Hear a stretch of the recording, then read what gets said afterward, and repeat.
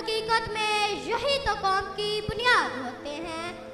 سنے روداد ہم جب بھی کسی کی کامیابی کی، سنے روداد ہم جب بھی کسی کی کامیابی کی، یہ ہر ایک روداد میں یہی تو مرکز روداد ہوتے ہیں.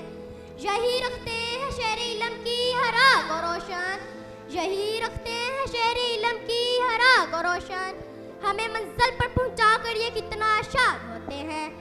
السلام علیکم جناب صدر، آج مجھے جس موضوع پر لب کشائی کرنے کا موقع ملا ہے وہ ہے استاد کا مقام. جناب صدر، جب مجھے یہ موضوع ملا تو میں سوچ میں پڑ گئی کہ شاید میں اس موضوع کے ساتھ انصاف نہ کر پاؤں گی، کیونکہ بقول شاعر ادب بھی ایک کرینہ ہے محبت کے کرینوں میں، ادب بھی ایک کرینہ ہے محبت کے کرینوں میں، استاد بھی ایک نگینہ ہے جنت کے نگینوں میں. جناب صدر، طلبہ اور استاد کا ایک ایسا رشتہ ہے جس کی مثال دنیا میں کوئی نہیں.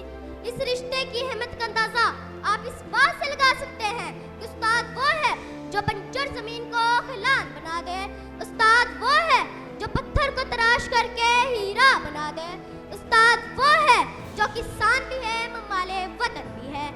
جناب صدر، امام غزالی نے بھی استاد کے بارے میں یہی فرمایا کہ میرے حقیقی باپ نے مجھے آسمان سے زمین پر لا دیا، لیکن میرے روحانی باپ نے مجھے زمین سے آسمان پر پہنچا دیا.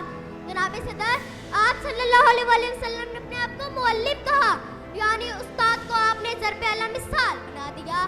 جناب صدر، میرا تو یہ دعویٰ ہے کہ پھول کو خوشبو کی ضرورت ہوتی ہے، کہ پھول کو خوشبو کی ضرورت ہوتی ہے، چاند کو دھمک کی ضرورت ہوتی ہے، سورج کو چمک کی ضرورت ہوتی ہے، اور اسی طرح ایک معاشرے کو استاد کی ضرورت ہوتی ہے. خزاں کے موسم میں بہار دیتے ہیں، خزاں کے موسم میں بہار دیتے ہیں، استاد ہماری اچھی تربیت کر کے ہمیں نکھار دیتے ہیں. جناب صدر، اب میں آخر میں اپنی طرف سے اور اپنے تمام شاگردوں کی طرف سے کھڑے ہو کر اپنے استاد کو سلام پیش کرنا چاہوں گی.